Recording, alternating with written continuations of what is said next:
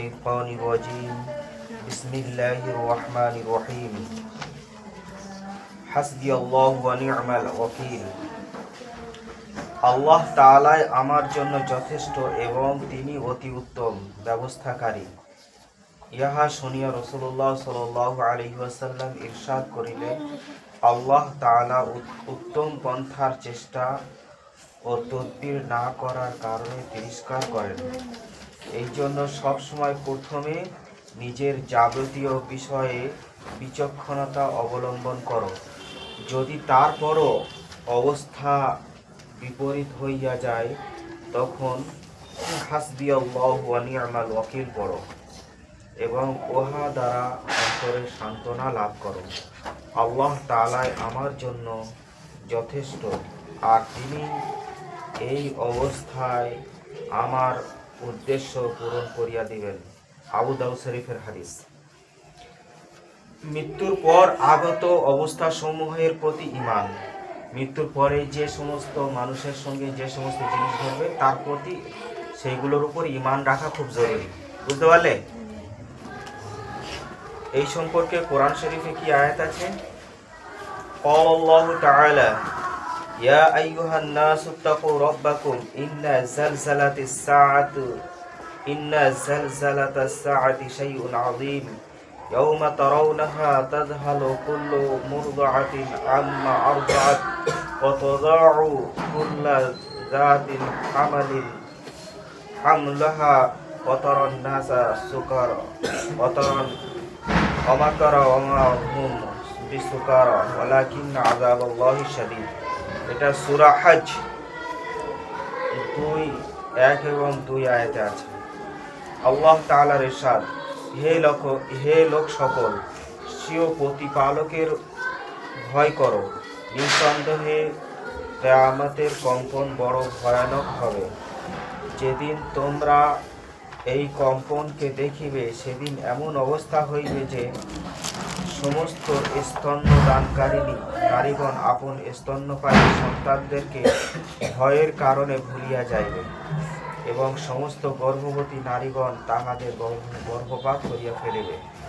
আর লোকেদেরকে নেশাগ্রস্তের ন্যায় দেখা যাইবে, অথচ তাহারা নেশাগ্রস্ত হইবে না, বরং আল্লাহ তাআলার আযাবই বড় কঠিন, যে কারণে তাহাদিগকে আত্মহারা বিহ্বল মনে হইবে। কিয়ামতের সময় মানুষ কিরকম?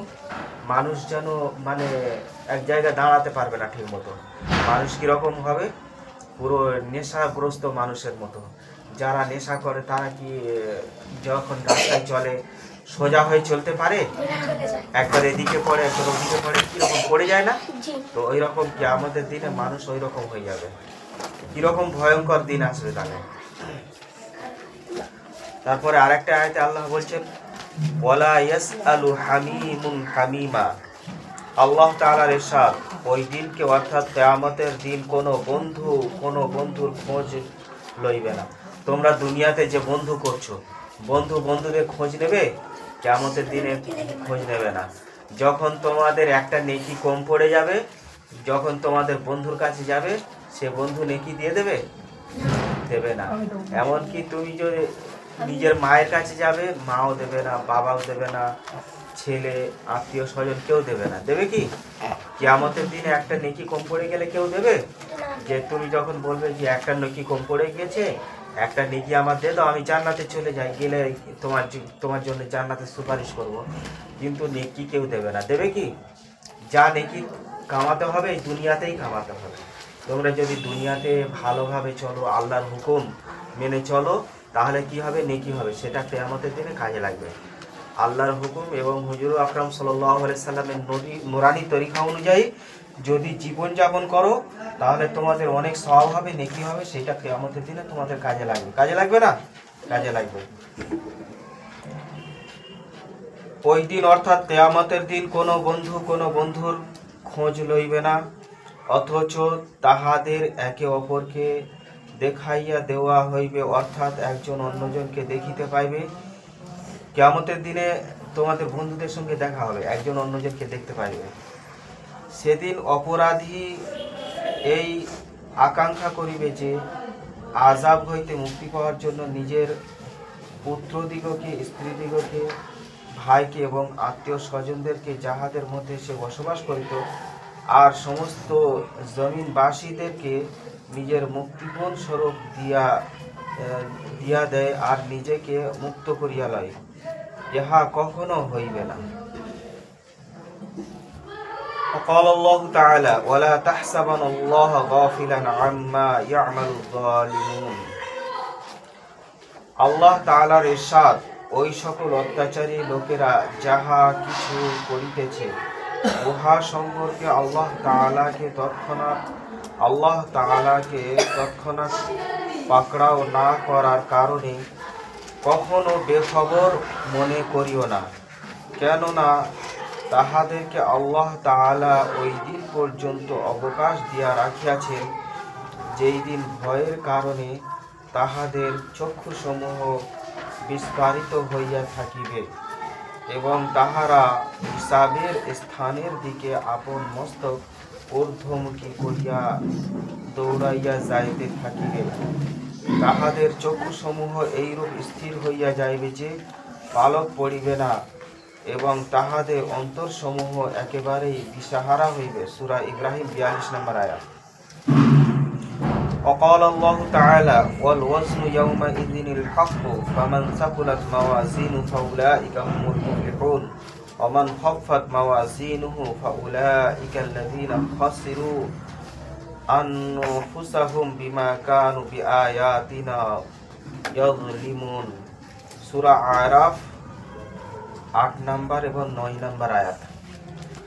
আল্লাহ তাআলার ইরশাদ, এবং সেই দিন আমলের ওজন একটি বাস্তব সত্য।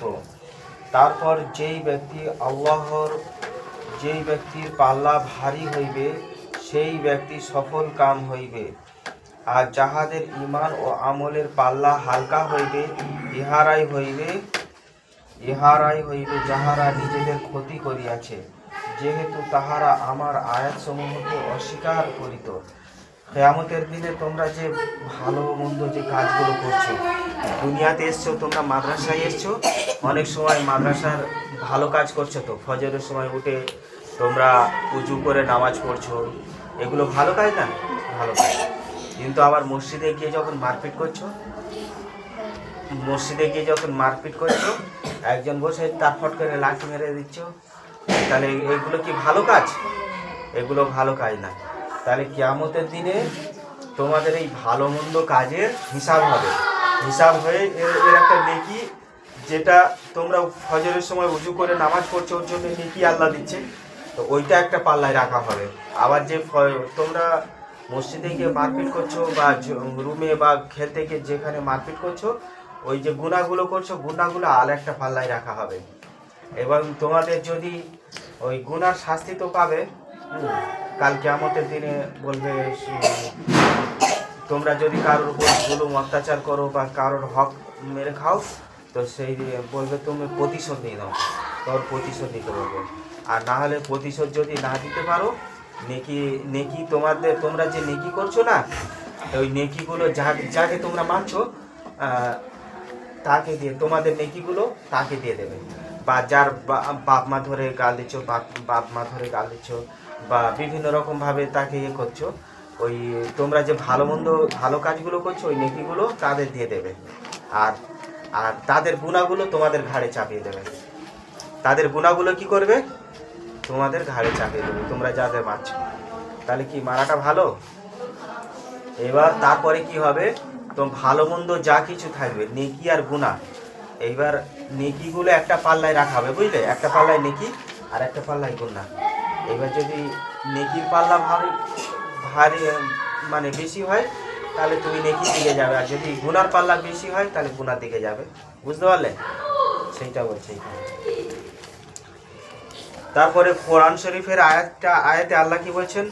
ওয়াকালাল্লাহু তাআলা জান্নাতু আদনিন ইয়াদখুলুনাহা ইউহাল্লাউনা ফিহা মিন আসাবিরা মিন যাহাবিন ওয়া লু'লুআ ওয়া লিবাসুহুম ফিহা হারির وقال الحمد لله الذي أذهب عني الحزن إن ربنا لغفور شكور। এটা সূরা ফাতির 33 থেকে 35 নম্বর আয়াত। আল্লাহ তাআলার ইরশাদ, উত্তম আমলকারীদের জন্য জান্নাতের মধ্যে চিরস্থায়ী বসবাসের জন্য বাগান সমূহ হইবে। যারা ভালো আমল করবে তাদের জন্য জান্নাতে কি হবে? জান্নাতে বিভিন্ন রকম ফলের বাগান হবে। কি হবে? বিভিন্ন রকম ফলের বাগান হবে, এবং সেই বাগানের মধ্যে থেকে কি হবে? নহর জারি থাকবে, মানে ফোয়ারা, বিভিন্ন রকম মানে ঝর্ণা থাকবে। উহার মধ্যে তাহারা প্রবেশ করিবে এবং তাহাদেরকে সোনার বালা ও মুক্তা পরানো হইবে। এবং তাদের জান্নাতের লোকেদের কি করবে? সোনার বালা পরাবে। হ্যাঁ হ্যাঁ বলা হয়েছিল, ডবল করে বলছে। ও মুক্তা পরানো হইবে এবং তাহাদের পোশাক হইবে রেশমের। জান্নাতীদের পোশাক কি রকম হবে? রেশমের পোশাক। আর তাহারা ওই সকল বাগানে প্রবেশ করিয়া বলিবে যে সমস্ত প্রশংসা আল্লাহ তাআলার জন্য। জান্নাতীরা জান্নাতে প্রবেশ করে কি বলবে? সমস্ত প্রশংসা আল্লাহর জন্য, যিনি চিরদিনের জন্য আমাদের সকল প্রকার দুঃখ কষ্ট দূর করিয়া দিয়েছেন।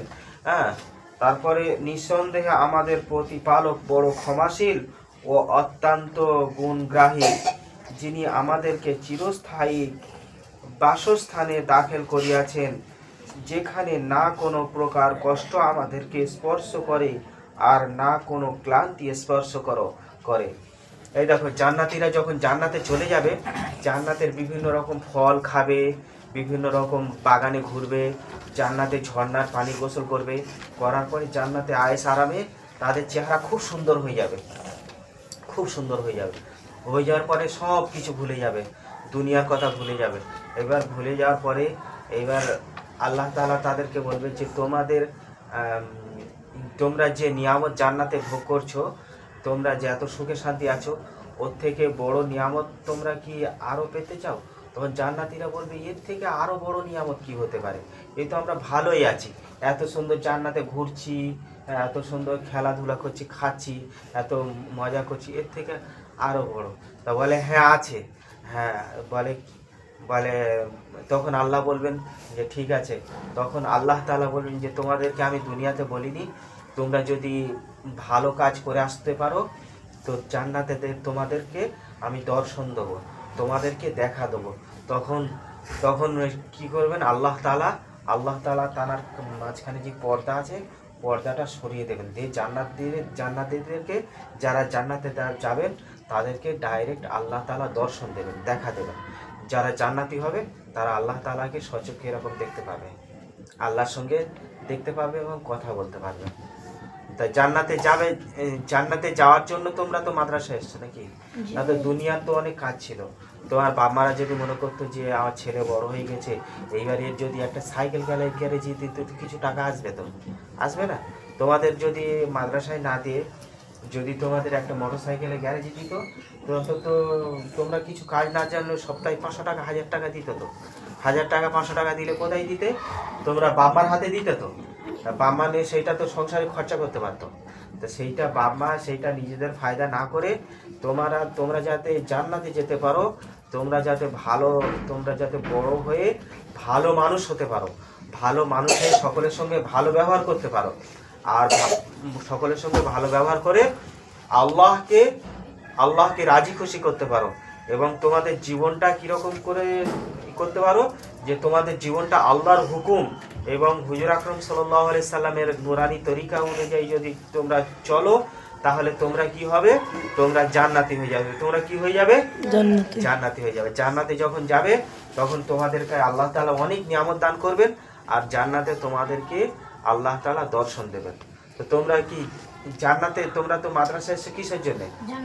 জান্নাতে যাওয়ার জন্যই তো এসছো। আর মাদ্রাসায় এসে যদি ফের চুরি করো তাহলে কি আর জান্নাতে যাবে? মাদ্রাসায় এসে যদি ফের মাদ্রাসার যে তালবিলিম, মাদ্রাসার তালবিলিম মানে কি? মাদ্রাসার ছাত্র মানে কি? আল্লাহ রসুলের মেহমান। কার মেহমান? আল্লাহর নবীর মেহমান। হ্যাঁ, মাদ্রাসার ছাত্রদেরকে অপমান করা মানে আল্লাহর নবীর মেহমানকে অপমান করা।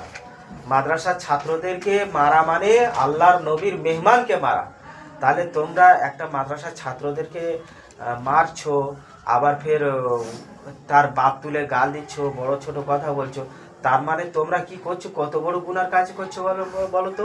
তোমরা আল্লাহ রসুলের মেহমানদের সঙ্গে খারাপ ব্যবহার করছো। তাহলে কি আল্লাহ ছেড়ে দেবে? হ্যাঁ, তোমরা মাদ্রাসায় কি সাধারণ ছেলে মনে করেছো? এগুলো তোমাদের গ্রামের ছেলে, পাড়ার ছেলে। এটা কি তোমাদের এইগুলো যারা মাদ্রাসা আছে, এরা তোমাদের গ্রামের ছেলে, পাড়ার ছেলে? এদের বাম্মা তুলে গাল দেবে, এদের সঙ্গে মারপিট করবে, আর গুনাহ হবে না? তা মাদ্রাসার ছেলেদের সঙ্গে গাল দিলে, মারপিট করলে কিরকম গুনাহ হবে? বেশি গুনাহ হবে না? তার থেকে করবে? মাদ্রাসার ছেলেদের সঙ্গে খারাপ ব্যবহার করবে? হ্যাঁ, করবে? মাদ্রাসার ছেলেদের সঙ্গে এরকম খারাপ ব্যবহার করলে জান্নাতে যেতে পারবে? পারবে না তো। তা ঠিক আছে, আর কোনোদিন করবে না। এবার সমস্ত মাদ্রাসার ছেলেদের সঙ্গে ভালো ব্যবহার করবে, কেননা এসব আল্লাহ রসুলের মেহমান। করবে তো ইনশাআল্লাহ? সকলে বলো ইনশাআল্লাহ, জোরে বলো ইনশাআল্লাহ। এবার যাও, যারা 0 ক্লাসে আছে তোমরা ক্লাসে চলে যাও। হ্যাঁ।